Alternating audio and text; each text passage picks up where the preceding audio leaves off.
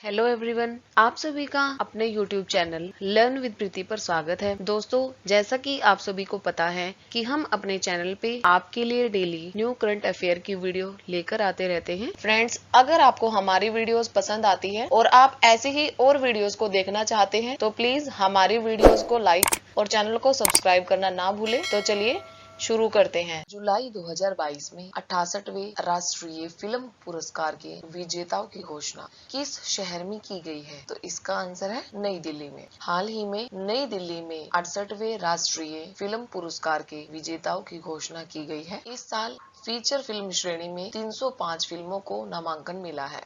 ये पुरस्कार साल 2020 के लिए दिए गए हैं और इस साल फीचर फिल्म जूरी का नेतृत्व फिल्म निर्माता विपुल शाह ने किया है। 68वें राष्ट्रीय फिल्म पुरस्कारों में सुराई पोर्टू के एक्टर सूर्या और अजय देवगन को film Tanaji the unsung warriors के लिए बेस्ट एक्टर का संयुक्त अवार्ड मिला है। तानाजी द अनसंग वॉरियर्स को best film in wholesome entertainment का अवार्ड भी मिला है। इसके अलावा फिल्म साइना के लिए मनोज मुंतशिर को बेस्ट लिरिक्स का अवार्ड मिला है। केंद्रीय सूचना और प्रसारण मंत्री अनुराग ठाकुर ने पुरस्कार विजेताओं की घोषणा की है। ये कुछ और इम्पोर्टेंट अवार्ड तो आप यहाँ से इन सबको अच्छे से याद कर सकते हैं, क्योंकि किसी भी एग्जाम में 1 या 2 क्वेश्चन राष्ट्रीय फिल्म पुरस्कारों से जरूर देखने को मिलेगा। तो इसमें भारतीय सिनेमा की पहली एक्ट्रेस देविका रानी पर आधारित कृष्ण देसाई की किताब द लॉन्गेस्ट किस को बेस्ट बुक ऑन सिनेमा का अवार्ड मिला है। अगला क्वेश्चन है, हाल ही में प्रथम खेलो इंडिया फेसिंग वीमेंस लीग 25 जुलाई को किस शहर में शुरू हुई है? तो इसका आंसर है नई दिल्ली में।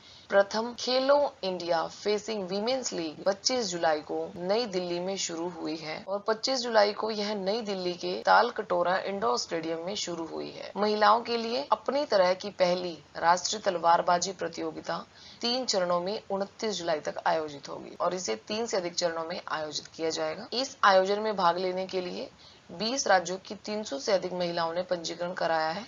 टोक्यो ओलंपिक और target Olympic podium scheme TOPS athlete Bhavani Devi senior category sabre event में लीग की प्रतिभागी होगी और वह तमिलनाडु राज्य का प्रतिनिधित्व कर रही हैं। अगला क्वेश्चन है, हाल ही में 20 जुलाई 2022 को किसके द्वारा भारत के पहले यात्री ड्रोन वरुण का अनावरण किया गया है? तो इसका आंसर है नरेंद्र मोदी जी द्वारा। नरेंद्र मोदी जी द्वारा भारत के पहले यात्री ड्रोन वरुण का अनावरण किया गया है और पूरी तरह परीक्षण के बाद युद्ध में पहली बार भारतीय नौसेना युद्ध पोतों पर इस्तेमाल करेंगे और इसके बाद यही इंसानों को ले जाने के लिए इस्तेमाल किया जाएगा। हाल ही में नई दिल्ली में आयोजित स्वावलंबन कार्यक्रम में प्रधानमंत्री नरेंद्र मोदी के सामने इसका प्रदर्शन किया गया और इस यात्री ड्रोन वरुण को विशेष रूप से भारतीय नौसेना के लिए एक स्टार्टअप सागर डिफेंस इंजीनियरिंग द्वारा विकसित किया गया है और वरुण ड्रोन एक बार उड़ान भरकर 25 किलोमीटर तक जा सकता है और वरुण 130 किलोग्राम मानव पेलोड ले जा सकता है और इसकी सीमा 25 किलोमीटर है और इसमें उड़ान का समय 25 से 33 मिनट है। अगला क्वेश्चन है, भारत का पहला 100% लैंडलोड मॉडल वाला बंदरगाह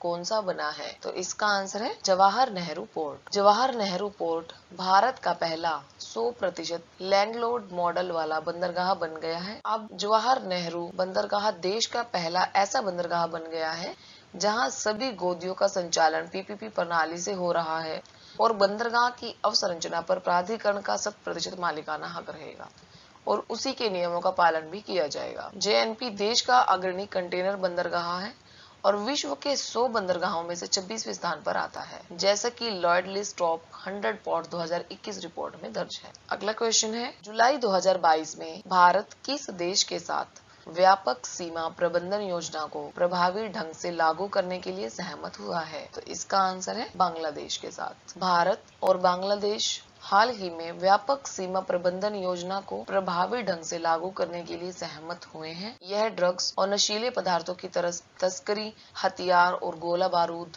नकली मुद्रा और सोने सहित अन्य चीजों की तस्करी सहित सीमा अपराधों को नियंत्रित करेगा। सीमा सुरक्षा बल और बॉर्डर गार्ड्स बांग्लादेश के बीच एक जॉइंट रिकॉर्ड ऑफ डिस्कशन पर हस्ताक्षर किए हैं। अगला क्वेश्चन है, ग्रामीण महिला उद्यमियों की सहायता के लिए डीजीवाणी कॉल सेंटर शुरू करने के लिए द नैस्कॉम फाउंडेशन ने किसके साथ साझेदारी की है? तो इसका आंसर है गूगल के साथ। हाल ही में ग्रामीण महिला उद्यमियों की सहायता करने के लिए डिजिवाणी कॉल सेंटर शुरू करने के लिए द नैस्कॉम फाउंडेशन और गूगल ने हाल ही में साझेदारी की है। डिजिवाणी एक ऐसा स्थान होगा जहां ग्रामीण महिलाएं उद्यमी कॉल कर सकेंगी और अपने व्यवसाय को बढ़ाने में मदद करने के लिए जानकारी प्राप्त कर सकेंगी। 6 राज्यों में 20,000 ग्रामीण महिला उद्यमियों तक पहुंचने के लिए यह परियोजना प्रायोगिक आधार पर चलाई जा रही है। और नैस्कॉम एक भारतीय गैर सरकारी व्यापार संघ और वकालत समूह है जो मुख्य रूप से भारत के प्रौद्योगिकी उद्योग पर केंद्रित है। नैस्कॉम की फुल फॉर्म है national association of software and service companies और इसकी स्थापना हुई 1 मार्च 1988 को और नैस्कॉम के अध्यक्ष हैं कृष्णन रामानुजम। अगला क्वेश्चन है, हाल ही में किसने निगम के लिए शुद्ध शून्य ग्रीन हाउस गैस उत्सर्जन रोड मैप विकसित करने के लिए नीति आयोग के साथ एक आशय के वक्तव्य पर हस्ताक्षर किए हैं? तो इसका आंसर है एनटीपीसी लिमिटेड ने। एनटीपीसी लिमिटेड ने शुद्ध शून्य ग्रीन हाउस गैस विकसित करने के लिए नीति आयोग के साथ हस्ताक्षर किए हैं। एनटीपीसी लिमिटेड को पहले national thermal power corporation limited के नाम से जाना जाता था और एनटीपीसी लिमिटेड की स्थापना हुई थी 7 नवंबर 1975 को और इसका मुख्यालय है नई दिल्ली में। अगला क्वेश्चन है, 27 अगस्त से 11 सितंबर 2022 तक T20 प्रारूप में एशिया कप टूर्नामेंट किस देश में आयोजित किए जाएंगे?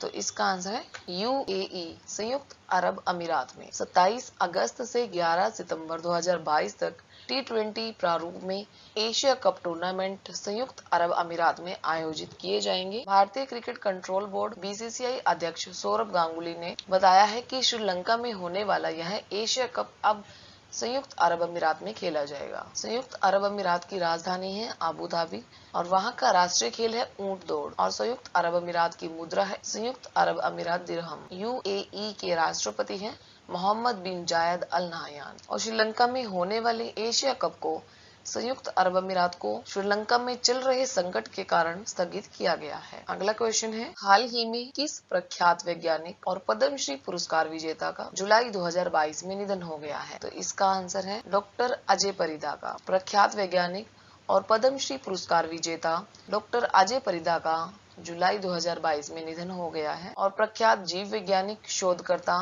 और Institute of Life Sciences Bhubaneswar के निदेशक थे ये डॉक्टर, जिनका 21 जुलाई 2022 को गुवाहाटी में 58 वर्षीय आयु में निधन हो गया है। डॉक्टर परिदा को विज्ञान और प्रौद्योगिकी के क्षेत्र में उनके योगदान के लिए 2014 में पद्मश्री से सम्मानित किया गया था। उन्हें कृषि, पादप, जीव विज्ञान और जैव प्रौद्योगिकी के क्षेत्र में अग्रणी कार्य करने के लिए भी जाना जाता था। अगला क्वेश्चन है, हाल ही में दिनेश गुणवर्धन ने किस देश के नए प्रधानमंत्री के रूप में शपथ ली है? इसका आंसर है श्रीलंका के। हाल ही में श्रीलंका के प्रधानमंत्री के रूप में दिनेश गुणवर्धन को नियुक्त किया गया है और इन्होंने 22 जुलाई 2022 को श्रीलंका के नए प्रधानमंत्री के रूप में शपथ ली है।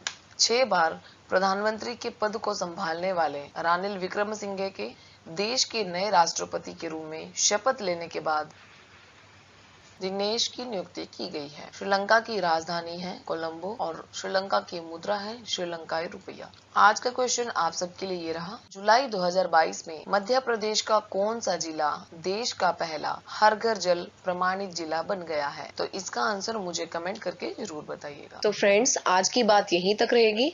आशा करती हूँ कि आप सभी को वीडियो अच्छी लगी होगी। अगर आपको वीडियो अच्छी लगे तो प्लीज हमारे चैनल को लाइक, शेयर एंड सब्सक्राइब जरूर करें और ऐसी ही न्यू वीडियोस के लिए हमारे चैनल को देखते रहें। जल्दी ही मिलते हैं एक और नई वीडियो के साथ और वीडियो देखने के लिए आप सभी का धन्यवाद।